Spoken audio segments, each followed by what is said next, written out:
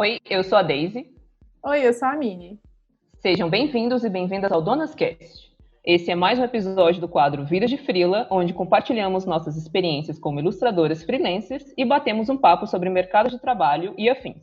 No episódio de hoje vamos falar sobre representatividade negra no mercado de trabalho criativo. A gente já vai começar esse episódio com a seguinte pergunta: com quantas pessoas negras você já trabalhou na indústria criativa? Bom, vou começar aqui porque eu já me autodeclaro negra. Então, eu já posso dizer que em todos os lugares que eu trabalhei na indústria criativa, eu era a única mulher, muitas vezes, e a única mulher negra na equipe de criação. E isso porque eu já trabalhei em diversos setores da indústria criativa. Já trabalhei em agência de publicidade, já trabalhei em editora, em emissora de TV, já trabalhei com produtoras audiovisuais. E na maioria desses casos, as equipes de criação eram majoritariamente masculinas, e quando tinha alguma outra mulher, além de mim, na equipe, geralmente eram mulheres brancas. Então eu posso dizer que tirando eu mesmo, eu não conheço, não me lembro, não me recordo de nenhum momento ter uma outra mulher negra ou, às vezes, homem negro trabalhando junto comigo. Eu acho que na última agência que eu trabalhei, tinha um coordenador que era negro e só. Acho que mais em nenhum lugar. E você, menina?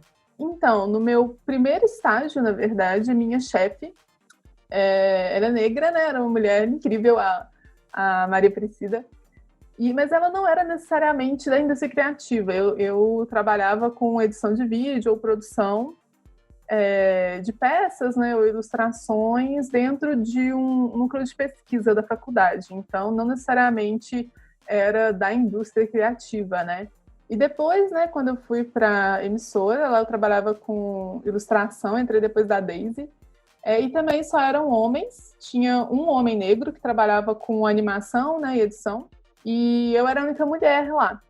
Então, depois disso, eu já fui mais para freelancer. Então, das pessoas com quem eu trabalhei, tipo, de clientes, já teve, tipo, picado, sabe? Já teve escritora negra, mas a maioria dos meus clientes também, que buscam trabalho, são brancos.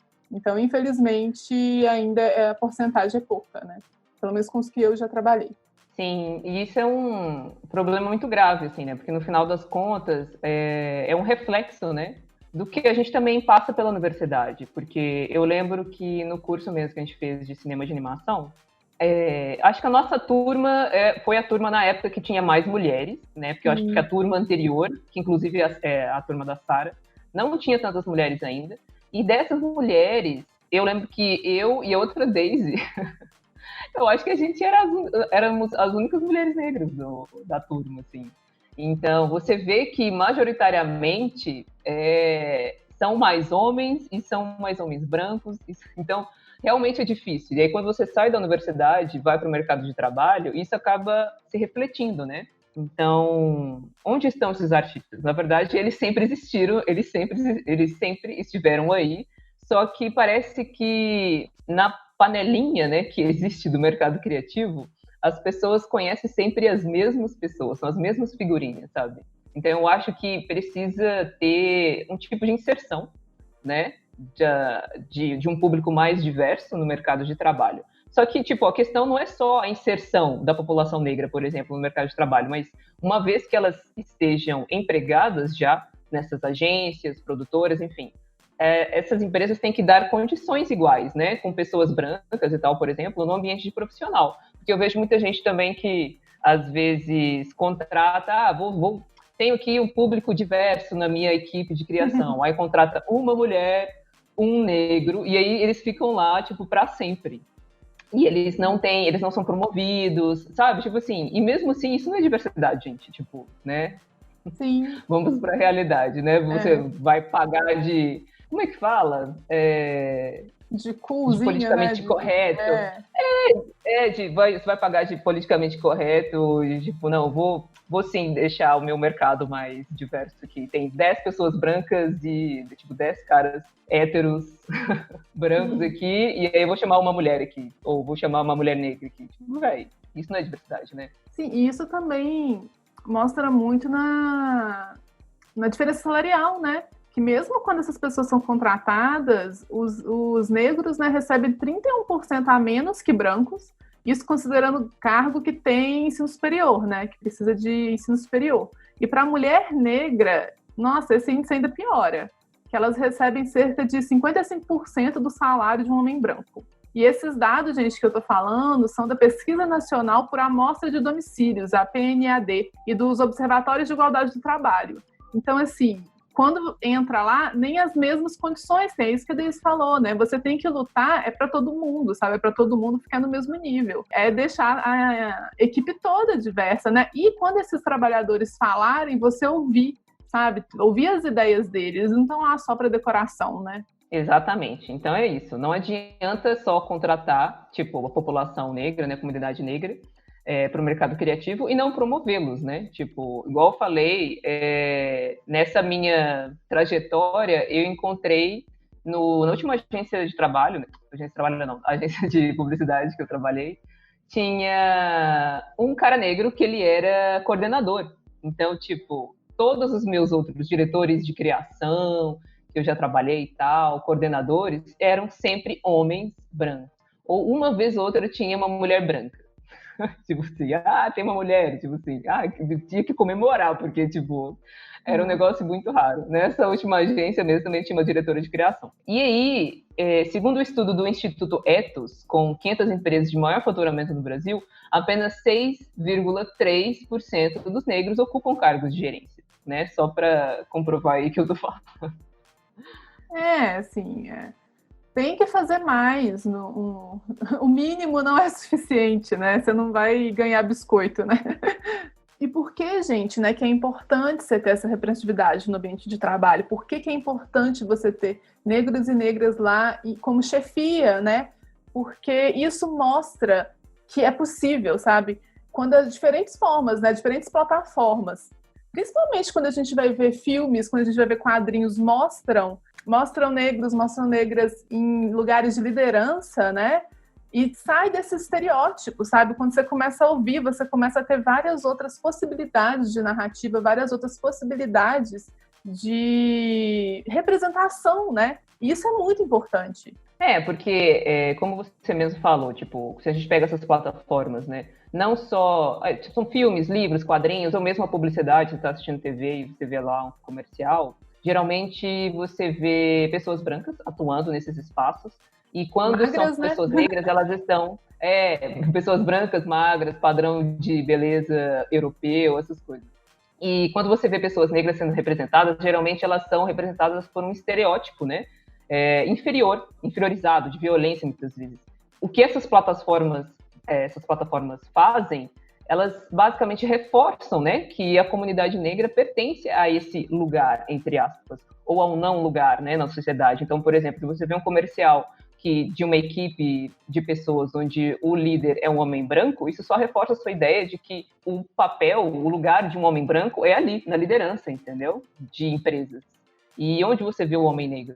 Ele não poderia estar ali também? Uma mulher negra não poderia ser líder também daquela equipe, por exemplo? Então, por isso que é importante que tenha esse tipo de representatividade. Tipo, as pessoas, elas têm que ser vistas em todos os tipos de espaço, né? E geralmente isso acontece porque quem está ocupando dentro da indústria criativa, né, esse espaço de produção de conteúdo, quem decide isso, infelizmente, representa uma parcela limitada da sociedade, porque, como a gente já falou aqui, a maioria desses espaços do mercado criativo tem mais mais pessoas brancas, né? Então, tipo, acaba sendo uma parcela muito pequena de representação. Cadê, né, as outras pessoas? Não tem negros, indígenas, LGBTQ+, quilombolas, asiáticos. Tipo assim, a sociedade é tão diversa.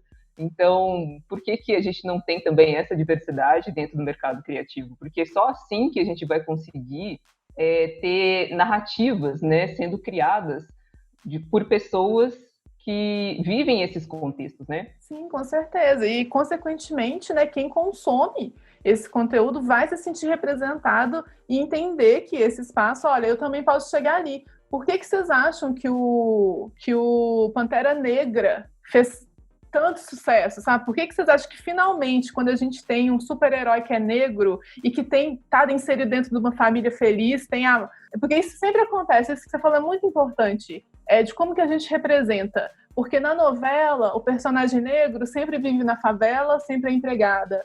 Ou quando você vai retratar uma família negra, nunca é uma família composta de pai e mãe, né? Sempre um deles, sei lá, morreu ou tá sei lá o quê, né? Nunca mostra uma família feliz, né? Tipo a família de margarina. Então isso tem que mudar, isso é muito importante. Isso tem que partir da gente também, né? E o que a gente pode fazer, né, para mudar essa realidade? Olha, algo muito comum, assim, que eu vejo acontecer, infelizmente, é o pensamento de que só a comunidade negra é que tem que lutar contra o racismo. E, tipo, isso não é, entendeu? Não é assim que funciona. A gente luta, sim, até por questão de sobrevivência, claro, tipo, dentro desses espaços e por, né, todos os direitos que a gente merece ter. E também por sofrer, né, essas consequências, mas quem deveria ter essa responsabilidade de acabar com esse problema é justamente quem se beneficia, né, dos efeitos do racismo. E não de quem sofre. E aí eu acho que é começar a partir da conscientização, né, do reconhecimento de privilégios, do lugar que cada um de nós ocupa, né, e pensar o que a gente pode fazer para mudar essa situação. Sim, né, se você conhece, né, artistas negros, se você conhece músicos, musicistas, o que for, gente, divulga, indique, né? A gente sabe que a indústria criativa, infelizmente, trabalha com a ideia do QI, né, do que indica. E se você tá dentro dessa panelinha e você sempre indica as mesmas pessoas, serão sempre essas mesmas pessoas que vão fazer os mesmos trabalhos e é muito mais difícil, né, para quem não está inserido ainda nisso, conseguir, né, o trampo. E tem que mudar. Por que você não para um pouco e pensa, olha, será que existem algum artista negro ou uma artista negra? E não só, às vezes, como freelancer, né? Às vezes você está dentro de uma empresa, questiona a empresa, pergunta lá, olha, levanta a pauta, né? Olha, eu tô querendo saber por que a gente não podia contratar uma pessoa negra, ou contratar uma mulher, abriu essa vaga, a gente vai precisar de mais ajuda. Corra atrás, né, de conhecer esses profissionais, indique eles para preencherem vagas, para pegarem trabalhos. A gente lá no Donas deixou um story salvo, gente, cheio de artistas negras incríveis, todas mulheres com trabalhos maravilhosos. Então depois vai lá no nosso Instagram, @arte, sem o .donas, com 2 N's, e vão lá seguir essas pessoas e conhecer o trabalho, porque a gente que tem que correr atrás. Não vão ser eles que vão ter que bater na nossa porta e falar, oi, né? Eles já estão ali, a gente que não vê. Exatamente. Isso é muito importante, porque, tipo, igual você falou, eu estou dentro de uma equipe, às vezes, de criação ali numa agência, ou numa produtora, no estúdio de animação, enfim. Eu olho para o meu lado, se eu vejo só pessoas brancas, ou às vezes só homens, por que é assim? Se eu conheço, né, se eu sei que existem mulheres artistas tão boas quanto, né, ou melhores, pessoas negras, outras pessoas LGBTQ+, sabe? Tipo assim, e por que só tem ali o mesmo padrãozinho? Esse padrão tem que ser quebrado, né, velho? A sociedade é muito mais diversa, muito mais rica do que isso. Então, eu acho que parte de nós, da gente realmente perceber isso. Olha, surgiu uma vaga dentro da empresa onde eu trabalho, eu vou indicar uma mulher, eu vou indicar uma pessoa negra, eu vou indicar ou uma pessoa asiática, enfim, qualquer outro tipo de minoria que você vê que não está inserido nesse mercado. E realmente levantar essa pauta, né, desse ambiente onde você trabalha, tipo, com seus produtores, os seus supervisores, que são as pessoas que contratam, né, a equipe geralmente, faça esse debate. Então, não é só porque rolou lá a hashtag Black Lives Matter que eu vou lá só seguir a fulana, o fulano, e tô fazendo a minha parte, vou lá postar uma imagem preta no meu Instagram e pronto, beleza. Não, velho, não é isso. Você tem que agir, entendeu? Sim, né? E quando essas pessoas começarem a entrar, gente, se olhar para o lado e já ver mais diversidade, ouça essas pessoas, tá? Elas não estão ali, que nem a gente falou, só para a empresa falar que ela é diversa. Não, elas são profissionais, elas são artistas, elas têm muito o que dizer. Então, ouça o que elas têm a dizer, porque o trabalho só vai crescer com isso. Exatamente, e a comunidade criativa também.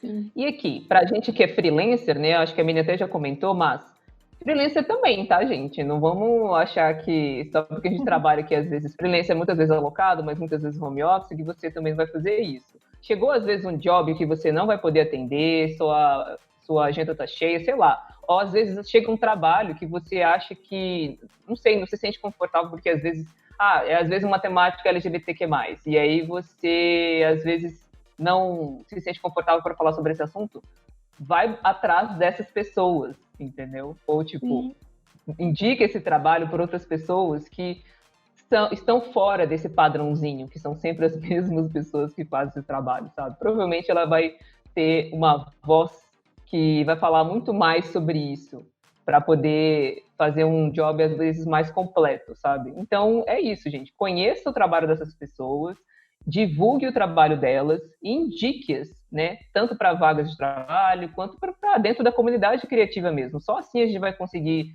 ter uma comunidade mais diversa também. Sim. Pare e pense, né? Que a gente falou. Quem eu sigo essas pessoas negras, eu conheço. Por que eu não conheço elas? Porque, né, gente, desconstruir o racismo é fundamental para a gente mudar essa realidade. E essa atitude tem que partir de todo mundo, né?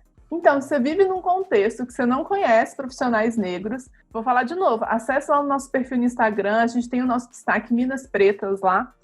Vai conhecer o tanto de artista negra incrível, assim, que você pode chamar para fazer um outro trabalho. Tem vários tags também já rolando no Instagram, com vários outros profissionais negros. E assim, gente, conheça o trabalho, né? Não só, tipo, segue e a vida... Tipo assim, segue elas e a vida segue. E, principalmente, né, busque conhecimento e seja ativo na luta contra o racismo. Parafraseando, né, Angela Davis, numa sociedade racista, não basta não ser racista, é necessário ser antirracista. Bom, gente, a gente acaba por aqui nesse episódio. Se você tem alguma dúvida ou sugestão de tema para a gente falar aqui no Vida de Frila, manda um e-mail para a gente para arte, sem o E, né, art.donas, com 2 N's, @gmail.com. Esse foi mais um Vida de Frila. Boa sorte com os boletos e sigamos na luta, né? Tchau!